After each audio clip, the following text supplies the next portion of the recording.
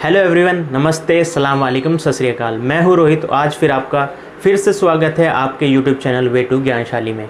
हम पिछली दो क्लासेस में या कहें दो वीडियो में हमने जाना था कि प्रेम्बल की हिस्ट्री क्या है या प्रस्तावना की इतिहास क्या है। फिर हम देखा था कि प्रस्तावना का अर्थ क्या है। अब हम जानेंगे इस सेक्शन में, जिसे हमने तीसरा सेक्शन बोला था, डिवाइडेड इनटू 4 पार्ट्स, यानी कि 4 भागों में विभाजित कर हम अपनी प्रस्तावना को समझेंगे, प्रेम्बल को समझेंगे। चलिए हम शुरू करते हैं।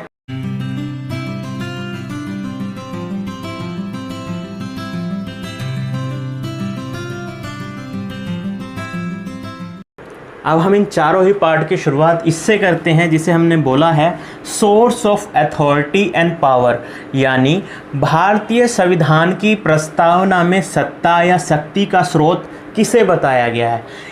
हम देखते हैं हमारी संविधान की प्रस्तावना में पहला ही शब्द हमें देखने को मिलता है, हम भारत के लोग, यानी हमारे देश की जो प्रस्तावना है, संविधान की प्रस्तावना है, उसमें बताया गया है जो इस संपूर्ण देश का जो स्रोत है, मेन पावर है या कहें अथॉरिटी जिसके हाथ में, शक्ति जिसके हाथ में, वो है हम भारत। अब हम बात करते हैं दूसरे वाले भाग की, जिसके अंदर बताने की कोशिश की गई है कि नेचर ऑफ इंडियन स्टेट या कहें गवर्नमेंट, कि भारतीय राज्य का नेचर कैसा हो, उसकी प्रकृति कैसी हो या सरकार का रूप कैसा हो, उसके बारे में इसका वर्णन किया गया है, जिसे हम पांच नामों से जानते हैं, जिसके अंदर 5 भागों में बांटा गया है इसे। सबसे पहले देखते हैं संपूर्ण प्रभुत्व संपन्न, यानी कि सॉवरेनिटी की बात इसमें की गई है, जिसमें बताया कि भारत संपूर्ण प्रभुत्व संपन्न होगा।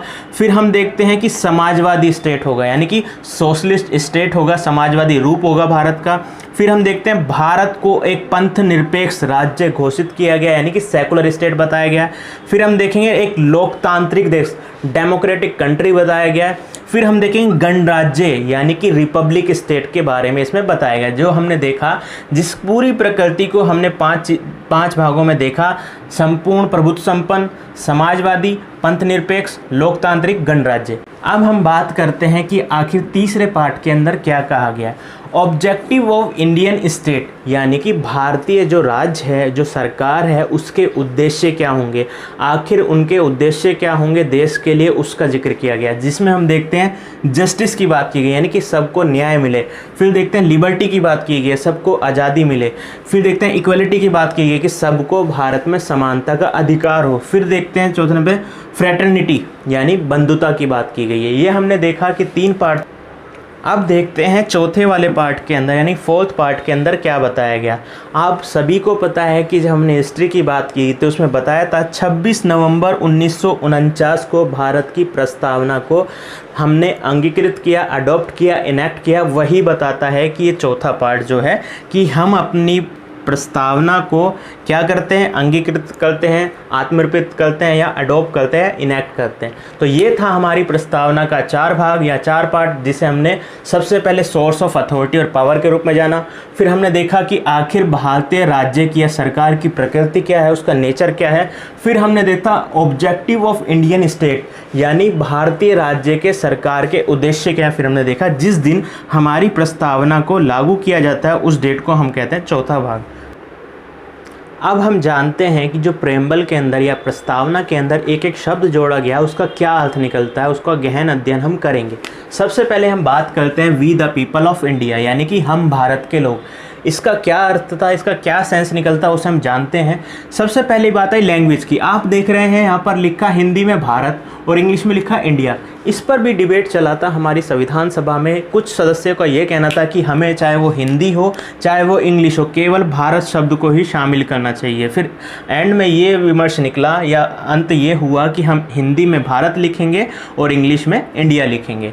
फिर हमने जब हिस्ट्री की बात की थी तो हमने बताया था जो we the people of India है, यानी कि हम भारत के लोग, उसमें HV कामत और पंडित गोविंद मालवीय का क्या कहना था कि हमें पीपल की जगह ईश्वर वर्ड को शामिल करना चाहिए। और साथ ही साथ जो है मालवीय जी का क्या कहना था, इसमें परमेश्वर शब्द को शामिल किया जाना चाहिए। जिस तरीके से अब्राहम लिंकन ने लोकतंत्र की डेफिनेशन दी है कि लोकतंत्र किसके लिए, जनता के लिए, जनता के द्वारा और जनता की इच्छा अनुसार है, वैसे ही हम देखेंगे कि हम भारत के लोग क्या हमें बताने की कोशिश करता है, आखिर प्रेम्बल क्या बताने की कोशिश करती है। तो ये कहा गया जो मेन सोर्स है भारतीय संविधान की प्रस्तावना वो जनता है, वह जनता की इच्छा अनुसार बनी है, जनता के द्वारा बनाई गई है और साथ ही साथ जनता के लिए ही वह यूज़ होगी, यानी कि जनता के लिए ही वह काम में आएगी, उनके विकास के लिए, उनके न्याय के लिए। तो हमने देखा।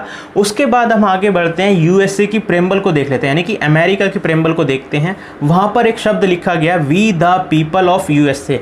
आपको देखेंगे एक नज़र में तो यही लगेगा सेम भारत की तरह ही है, जैसे we the people of India, मगर आप ध्यान से देखें यहाँ पर यूएसए लिखा है, यूएसए यानी कि यूनाइटेड स्टेट ऑफ अमेरिका। क्या भारत में यूनियन लिखा है? नहीं। अब हमारी जो प्रेम्बल थी और साथ ही साथ जो अमेरिका की प्रेम्बल थी उसमें अंतर यही है, वहाँ पर यूनाइटेड करके लिखा गया। उसके 50 राज्य हैं, मगर भारत को पूरी तरीके से इंडिया दिखाया गया। यहाँ पर किसी तरीके से यूनियन या यूनाइटेड शब्द का यूज़ नहीं किया गया। आप इसे ध्यान रखेंगे, आपसे मेन अंतर ये पूछ सकता है। फिर हम देखते हैं पाकिस्तान की प्रेम्बल को देखते हैं, क्योंकि पाकिस्तान भारत से अलग हुआ था और मुस्लिम लीग ने, हमने हिस्ट्री में बताया था, वो कह रहे थे कि हमें भारत के संविधान से कोई लेना देना नहीं है, क्योंकि हम टू नेशन थ्योरी पर चल रहे हैं, इसलिए हमें एक नया देश चाहिए। तो उनकी जो प्रेम्बल बनी, उन्होंने अपने प्रेम्बल में क्या शब्द जोड़ा? अल्लाह। अब हम बात करते हैं अगले शब्द की, जिसे हम बोलते हैं संपूर्ण प्रभुत्व संपन्न राज्य, यानी कि सॉवरन स्टेट। आखिर इसका क्या मतलब है, इसे जानते हैं। इसका अर्थ जानने से पहले ज़रा हम एक गार्नर व्यक्ति थे, उनकी डेफिनेशन समझ लेते हैं कि वो स्टेट या नेशन किसे कहते हैं। वो कहते हैं किसी भी स्टेट को बनने के लिए या नेशन को बनने के लिए, यानी नेशन का मतलब राष्ट्र को बनाने के लिए 4 चीज़ों की ज़रूरत होती है, 4 तत्व पाए जाते हैं।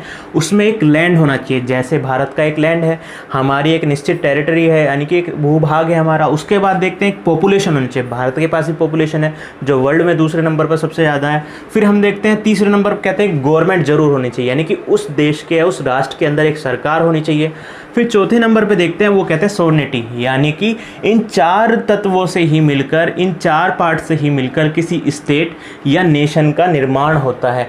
अब हम देखते हैं सॉवरेनिटी कैसे कहते हैं, कि हमारे पास एक लैंड था, भारत का एक लैंड है, यानी कि उसका एक भूभाग है, जनसंख्या भी है, गवर्नमेंट भी बन गई।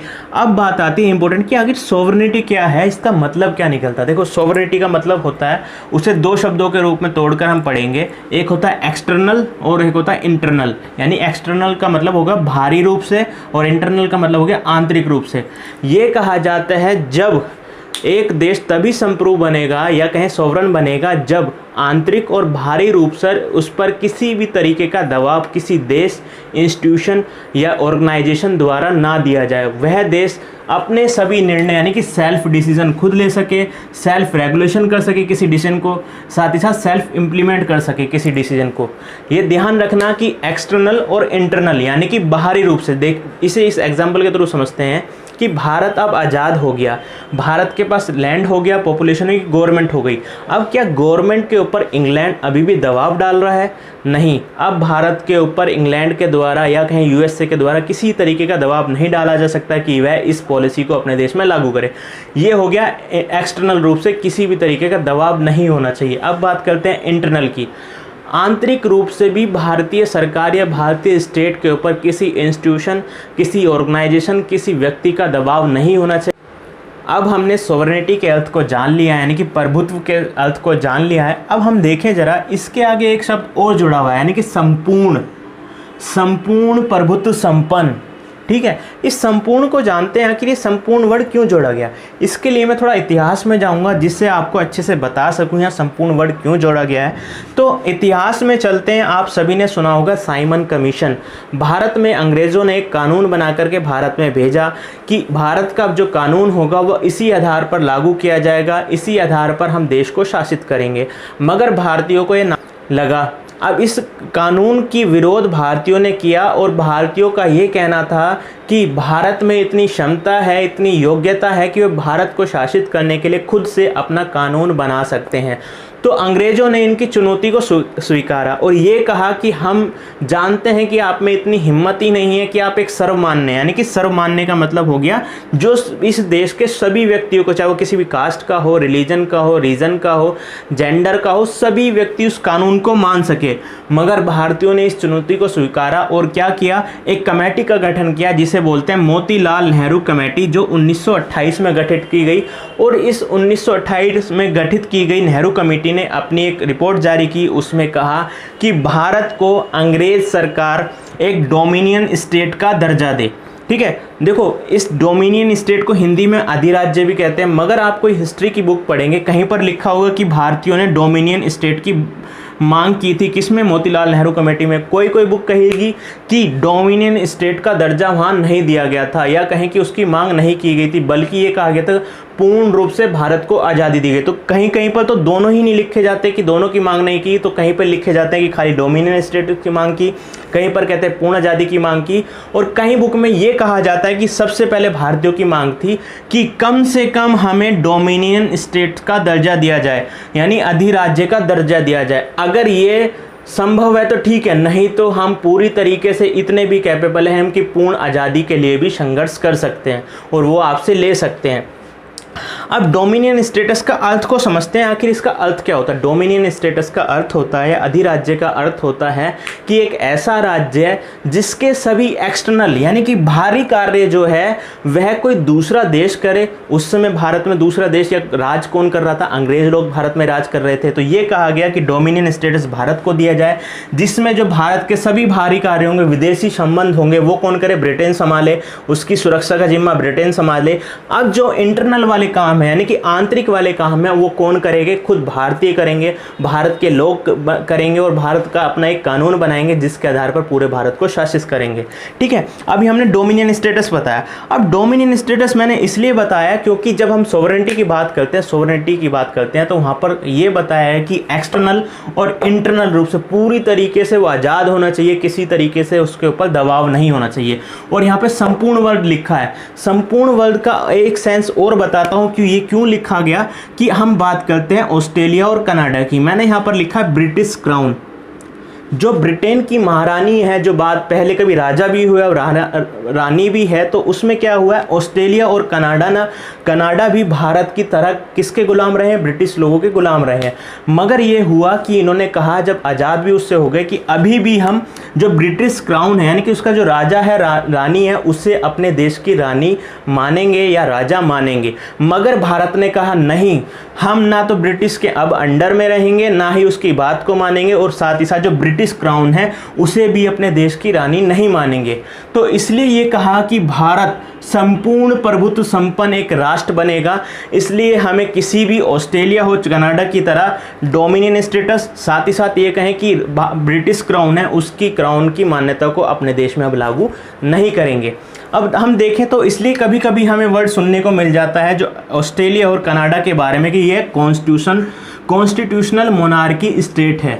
ठीक है, अब एक चीज़ और है कि आपसे कभी क्वेश्चन पूछ लिया जाए कि अभी रिसेंटली बताइए कौन सा ऐसा राज्य है या देश है या राष्ट्र है जिसने ब्रिटिश क्राउन से अपने को अलग किया है, तो उसका नाम है बारबाडोस। अभी 1 साल पहले ही बारबाडोस ने अपने ब्रिटिश क्राउन से अपने को अलग किया है, वो भी अब भारत की तरह संपूर्ण प्रभुत्व संपन्न एक देश बन गया है। अब हम अगले शब्द की चर्चा करते हैं जो जुड़ा है हमारी प्रस्तावना से, समाजवादी राज्य यानी कि सोशलिस्ट स्टेट या नेशन। आखिर इसका क्या अर्थ है? हमने देखा था जब भारतीय संविधान की प्रस्तावना के इतिहास को जान रहे थे तो हमने बताया था शुरुआत में इस शब्द को नहीं जोड़ा गया था। इसे कब जोड़ा गया? 42वें संविधान संशोधन 1976। और ये क्या बताता है कि एक देश का एक आर्थिक सिद्धांत भी होना चाहिए जिससे देश का विकास किया जा सके। यानी कि जो भारत की आर्थिक पॉलिसियाँ होंगी उसका आधार क्या होगा? समाजवाद। और समाजवाद कहता क्या है? समाजवाद ये कहता है जो देश के संपूर्ण संसाधन है उसका बंटवारा इस तरीके से किया जाए जो समाज का सबसे अंतिम व्यक्ति यानी कि जो सबसे गरीब व्यक्ति है उसका भी संसाधन मिल पाए, वह भी संसाधनों का यूटिलाइज कर पाए, और समाज का जो उच्च व्यक्ति है वह भी संसाधनों का यूटिलाइज कर पाए। ऐसा ना हो संसाधन किसी एक स्थान पर या किसी एक व्यक्ति के पास ही जा करके स्टोर हो जाए, बल्कि स्टेट क्या करे, संसाधनों का इस तरीके से उचित बंटवारा करे कि वह संसाधन सभी यूटिलाइज कर सकें और उनका भी विकास हो सके। ठीक है, तो उसी के आधार पर देखा जो सोशलिस्ट स्टेट है वो हमें ये बताने की कोशिश करता है कि भारत का एक आर्थिक सिद्धांत भी है और वह सिद्धांत है समाजवाद।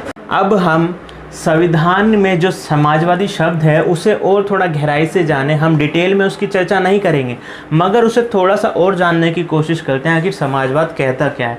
उसके लिए हमने 3 एग्जाम्पल लिए हैं, यूएसए का यानी अमेरिका का, इंडिया का और चाइना का।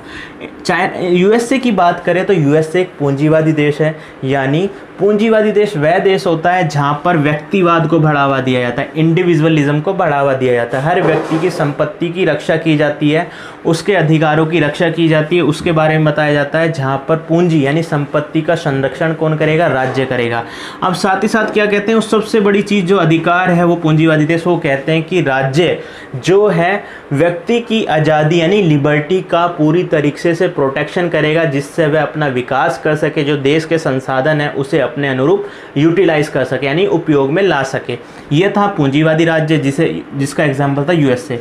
अब इंडिया को देखते हैं। इंडिया एक समाजवादी देश यानी कि सोशलिस्ट स्टेट है। यहाँ पर आप देखेंगे सोशल का मतलब हो गया समाज, जिससे बनता है ये समाज पर बल देता है। यहाँ हमने देखा कैपिटलिस्ट स्टेट यानी कि पूंजीवादी राज्य व्यक्ति पर बल देता है और सोशलिस्ट स्टेट समाज पर बल देता है। ये कहता है जो देश के संपूर्ण संसाधन है उसको सरकार क्या करे, इस तरीके यूटिलाइज करे, उस तरीके से उपयोग करे, उनका इस तरीके से बंटवारा करे कि समाज के निचले तबके तक वह उचित ढंग से उसका बंटवारा हो पाए और वह व्यक्ति भी अपना विकास कर पाए।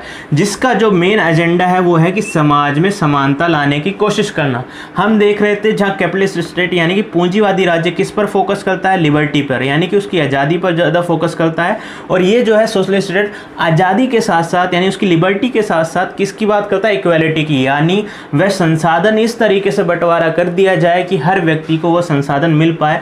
इसलिए देखेंगे जो भारतीय राज्य है उसका नेचर क्या है, सोशलिस्ट स्टेट। अब सोशलिस्ट स्टेट को देखें तो भारत का क्या बताया कि भारत एक मिक्स इकोनॉमी है। मिक्स इकोनॉमी में क्या किया है कि सरकार यहाँ पर उद्योग धंधे खुद भी कर सकती है, कोई इंडस्ट्री खुद भी लगा सकती है और प्राइवेट कंपनी भी लगा सकती है। आपने देखा कि भारत का नेचर ये था। अब बात करते हैं चाइना की।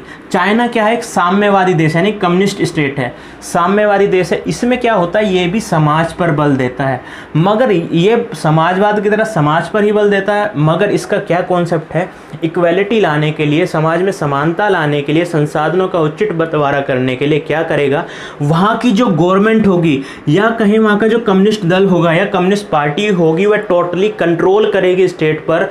वहाँ पर कैपिटल यानी कि पूंजी की स्वतंत्रता या कहें आज़ादी उस तरीके से बैन की जा सकती है। जो हम देखते हैं यहाँ पर पूरी खुली छूट होती है कि कोई व्यक्ति अपनी प्रॉपर्टी है उसकी रक्षा कौन करेगा, स्टेट करेगा। मगर इधर होता क्या है, इधर क्या है कि यहाँ पर सारी संपत्ति किसके हाथ में होती है, स्टेट के हाथ में। स्टेट का मतलब हो गया कम्युनिस्ट पार्टी यानी कि हाँ साम्यवादी दल। तो ये अंतर हमें देखने को के लिए मिलता है कि तीनों में क्या अंतर है, कैपिटलिस्ट स्टेट, सोशलिस्ट स्टेट और कम्युनिस्ट स्टेट। तो भारत का आपने नेचर देखा, वो क्या, सोशलिस्ट स्टेट। अब हम अगले शब्द पंथ निरपेक्ष की बात करते हैं, सेकुलर की बात करते हैं, जिसमें कहा गया है भारत एक पंथ निरपेक्ष राष्ट्र होगा या सेकुलर स्टेट होगा या नेशन होगा। मगर जब हम हिंदी की बात करते हैं तो हिंदी में हमें 2 शब्द सुनने के लिए मिलता है, एक धर्मनिरपेक्ष और दूसरा पंथ निरपेक्ष। अब जब भारत में जब सेकुलर वर्ड का यूज़ किया जाने लगा, भारतीय संविधान की प्रस्तावना में इसे जोड़ा गया, तो ये चर्चा चली कि हम पंथ निरपेक्ष शामिल करें या धर्मनिरपेक्ष। ये कहा गया कि जो धर्मनिरपेक्ष वर्ड है भारत में, इसका अर्थ ये लिया जाता है कि बड़ों का आदर करना या करप्शन ना करना, झूठ ना बोलना, हिंसा ना करना, ये भी एक धर्म की चीज़ है। हम डेली यूजेस में भी क्या करते हैं, नैतिक मूल्यों को पालन करते हैं, वो भी एक धर्म ही होता है। इसलिए ये कहा गया कि भारत में हिंदी में धर्मनिरपेक्षता की जगह हमें क्या यूज़ करना है, पंथ निरपेक्ष। जो ये कहता है कि पंथ निरपेक्ष का ये मतलब हुआ कि स्टेट का कोई स्पेसिफिक रिलीजन या धर्म नहीं है, बल्कि भारतीय संविधान की प्रस्तावना में जो पंथ निरपेक्ष शब्द है वो ये कहता है भारतीय राज्य का धर्म मानव धर्म है। यानी हम देखें कि सर्वपल्ली राधाकृष्णन ये बोलते थे कि भारतीय संविधान सभी धर्मों के सार मानव धर्म में विश्वास करता है, इसलिए भारत एक सेकुलर स्टेट है। अब ये कहा जाता है कि इस सेकुलर स्टेट में किसी को भी स्पेशल ट्रीटमेंट नहीं किया जाएगा, यानी कि उसको स्पेशल ट्रीट नहीं किया जाएगा या उसको स्पेशल प्रोटेक्शन नहीं दी जाएगी, चाहे वो हिंदू हो, मुस्लिम हो, सिख हो, ईसाई हो, पारसी हो, बौद्ध हो, जैन हो, किसी को भी स्पेशल प्रोटेक्शन नहीं मिलेगी। ना ही किसी के खिलाफ सरकार कोई अगेंस्ट में काम करेगी या उसका विरोध करेगी। तो यही है पंथ निरपेक्ष, जिसमें यह कहा गया कि भारत के राज्य का कोई धर्म नहीं है, बल्कि भारत के राज्य का धर्म क्या है, मानव धर्म। और मानव धर्म को ध्यान में रखते हुए जिस तरीके से व्यक्ति एक धर्म को अपनाता है, इसलिए सभी धर्मों का सम्मान करे, उनके प्रोटेक्शन के लिए काम करे, उनके साथ साथ अगर वो स्पेशल ट्रीट कर रही है तो सभी धर्मों को स्पेशल ट्रीट किया जाए। अब हम इसे एग्जाम्पल से समझते हैं। देखें, जैसे भारत में हज यात्रा होती है, हज यात्रा, या देखें हम कि भारत में ईद के समय बहुत मेले लगते हैं, उसको सिक्योरिटी प्रदान करने का कौन काम करता है? स्टेट, क्योंकि भारत एक पंथ निरपेक्ष राज्य है। केवल ये मुस्लिम धर्म के लिए नहीं, बल्कि भारत में जब कुंभ मेले का आयोजन होता है, चाहे वो हरिद्वार हो, चाहे इलाहाबाद हो, कुंभ मेले का जब आयोजन होता है वहाँ भी सिक्योरिटी की यानी सुरक्षा की जिम्मेदारी या मैनेजमेंट की जिम्मेदारी किसकी होती है? राज्य प्रशासन की। तो यहाँ पर भी देखें, राज्य यहाँ ट्रीटमेंट दे रहा है किसको? हिंदू धर्म को। यहाँ पर देखा मुस्लिम धर्म को ट्रीटमेंट दे रहा है, उन्हें सहायता दे रहा है। फिर हम देखते हैं ननकाना साहिब जो पाकिस्तान में पड़ता है और सिख धर्म के पवित्र स्थानों में से एक माना जाता है। इस पर भी जब भारतीय लोग पाकिस्तान में इसकी यात्रा के लिए जाते हैं तो क्या होता है? भारतीय सरकार उन्हें सिक्योरिटी और मैनेजमेंट या अन्य ट्रांसपोर्ट संबंधी सेवा उपलब्ध कराती है। तो हमने देखा भारत का जो धर्म है वो मानव धर्म में विश्वास करता है, और मानव किसको मानता है? एक धर्म को फॉलो करता है। इसलिए कहा गया कि भारत का जो राज्य है वह सभी व्यक्ति के धार्मिक कार्यों में दखल नहीं देगा, बल्कि उनके धार्मिक कार्यों में सहयोग अवश्य ही कर सकता है। चाहे वो हज यात्रा में सहायता देना हो, कुंभ मेले में मैनेजमेंट का सहायता देना हो, या सिक्योरिटी की सहायता देनी हो, ननकाना साहिब में ट्रांसपोर्ट की सुविधा देनी हो। अब हम बात करते हैं कि भारत तो एक पंथ निरपेक्ष राष्ट्र है, क्या अन्य जो साउथ एशिया के अंदर इतने सारे नेशन हैं, क्या उनके वह एक पंथ निरपेक्ष राज्य हैं या पंथ निरपेक्ष राज्य नहीं है? आपसे एक क्वेश्चन पूछा जा सकता है। जैसे हम देखते हैं इंडिया तो आपको पता ही चल गया एक सेकुलर कंट्री है, क्या बांग्लादेश एक सेकुलर कंट्री है? इसका जवाब है 1980 तक बांग्लादेश एक सेकुलर कंट्री हुआ करता था, मगर अब क्या हुआ? बांग्लादेश अब एक सेकुलर कंट्री नहीं है। उसकी प्रेम्बल को पढ़ेंगे तो वहाँ पर साफ लिखा हुआ है, अल्लाह का नाम लिखा हुआ है। अब हम पाकिस्तान की बात करें, देखो पाकिस्तान का तो जो निर्माण हुआ टू नेशन थ्योरी के आधार पर ही हुआ कि हमें पाकिस्तान चाहिए, और वो किसके आधार पर होगा? धर्म के आधार पर, यानी कि मुस्लिम धर्म, इस्लाम के आधार पर। इसलिए पाकिस्तान भी एक सेकुलर कंट्री नहीं है। अब हम नेपाल की बात करते हैं। नेपाल को देखें एक हिंदू राष्ट्र कहा जाता था, भारत में हिंदू रहते हैं, सबसे ज़्यादा पूरे विश्व में हिंदू भारत में रहते हैं। फिर उसके बाद जो देखते हैं नेपाल के अंदर, नेपाल में पॉपुलेशन जो थी वो हिंदुओं की ज़्यादा थी, इसलिए वह अपने आप को हिंदू राष्ट्र घोषित करता था। मगर इसने भी क्या किया? 2015-16 में क्या किया? इसने अपने आप को क्या कर दिया? एक सेकुलर स्टेट घोषित कर दिया। तो वर्तमान में देखें नेपाल और इंडिया हमने देखा कि ये सेकुलर स्टेट है साउथ एशिया के अंदर। अब हम आगे चलते हैं। श्रीलंका, क्या श्रीलंका एक सेकुलर स्टेट है? तो श्रीलंका भी एक सेकुलर स्टेट नहीं है, वो बौद्ध धर्म को अपनाते हैं, वो एक बौद्धिस्ट कंट्री है, इसलिए वो भी एक सेकुलर कंट्री नहीं है। अब भूटान को देखें, वो भी एक बुद्धिस्ट कंट्री है, वो भी बौद्ध धर्म को अपनाते हैं, वो उन्होंने भी सेकुलर को नहीं अपनाया है। ठीक है। मालदीव को देखें, मालदीव क्या है? एक मुस्लिम कंट्री है या मुस्लिम द्वीपीय राज्य है, आयरलैंड है, इसलिए ये भी सेकुलर कंट्री नहीं है। केवल इंडिया और नेपाल वर्तमान में साउथ एशिया में एक पंथ निरपेक्ष राष्ट्र हैं। अब हम अगले शब्द के बारे में जानते हैं जिसमें लिखा है लोकतांत्रिक राज्य, यानी कि democratic state. Democratic state Bharat एक कैसा रूप होगा, उसका नेचर कैसा होगा? वो लोकतांत्रिक राज्य होगा। लोकतांत्रिक राज्य को समझने से पहले थोड़ी देर पहले हमने गार्नर के बारे में जाना था, जिसमें कहा था उन्होंने 4 तत्वों, 4 एलिमेंट से मिल करके क्या बनता है? एक नेशन बनता है, स्टेट बनता है, जिसमें उन्होंने कहा एक लैंड होता है, एक पॉपुलेशन होती है, गवर्नमेंट होती है, और साथ ही साथ क्या होती है? सॉवरेनिटी होती है।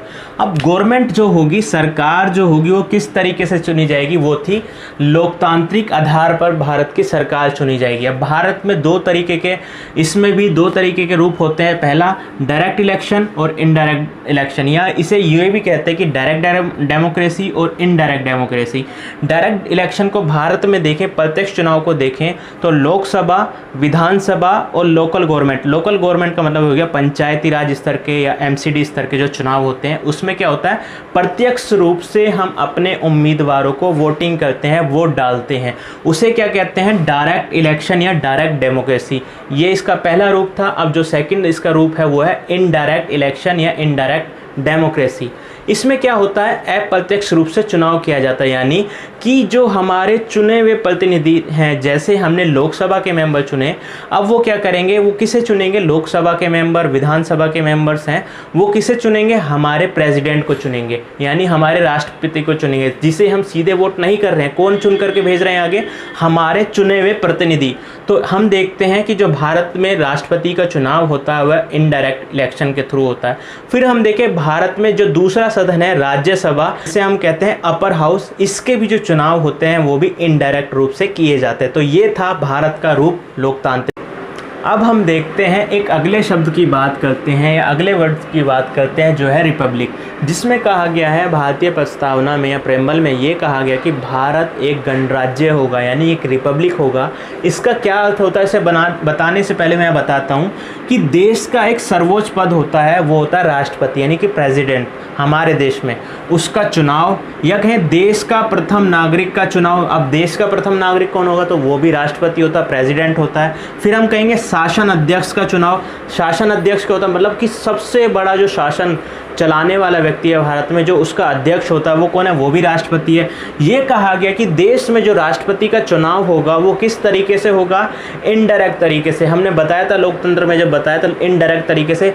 जिस देश में शासन अध्यक्ष का या देश के प्रथम नागरिक का या कहें देश के सर्वोच्च पद का चुनाव डायरेक्ट या इनडायरेक्ट तरीके से किया जाता है, यानी कि प्रत्यक्ष या अप्रत्यक्ष विधि से किया जाता है, तो उसे क्या कहते हैं, हम गणराज्य कहते हैं। भारत एक गणराज्य है, आपने यहाँ समझा। मगर अब इंग्लैंड की बात करें तो इंग्लैंड एक रिपब्लिक स्टेट नहीं है। इंग्लैंड क्या है, एक मोनार्की स्टेट है। वहाँ पर कॉन्स्टिट्यूशन तो है उनका, मगर वहाँ पर मोनार्की है। वहाँ पर क्राउन का शासन है। जो उनका शासन अध्यक्ष है, प्रथम नागरिक है, या कहें वहाँ देश का जो सर्वोच्च पद है वो वहाँ की रानी या राजा है। वर्तमान में एलिजाबेथ द्वितीय हैं। तो क्या होता है, उनका चुनाव का देखते हैं। यहाँ पर जो मेन पंगा आ जाता है या मेन इशू आता है वह चुनाव को लेकर के। अब जो राजा है, रानी है, वहाँ की प्रथा है, उस राजा का बेटा ही राजा बनेगा, या रानी की लड़की या लड़का ही क्या बनेगा, रानी या राजा बनेगा। मगर भारत में क्या है, भारत में कहा गया कि उससे जनता चुनेगी, या तो इनडायरेक्ट रूप से या डायरेक्ट रूप से। भारत में किस तरीके से देखा जाता है, इनडायरेक्ट रूप से। अब किसी देशों में, जैसे यूएसए की बात करें, वहाँ पे डायरेक्ट रूप से उसका अध्यक्ष चुना जाता है, इसलिए यूएसए भी एक रिपब्लिक है। मगर हम देखें इंग्लैंड की बात करें तो इंग्लैंड एक रिपब्लिक स्टेट नहीं है, क्योंकि वहाँ पर राजतंत्र, वहाँ का जो राजा है और रानी है वो किस तरह आधार पर चुनी जाती, वंश के आधार पर। राजा का बेटा ही राजा बनेगा या राजा का लड़की ही वहाँ की रानी बनेगी। इसलिए इंग्लैंड एक मोनार्की स्टेट है, भारत एक रिपब्लिक स्टेट है। आज के लिए बस इतना ही। तब तक आप इस वीडियो को देखें और लाइक करें, सब्सक्राइब करें। अगर कोई क्वेश्चन है, कोई इशू है तो आप हमें कमेंट सेक्शन में जाकर के क्वेश्चन पूछ सकते हैं, और इस वीडियो को आगे फॉरवर्ड करें। तब तक के लिए जय।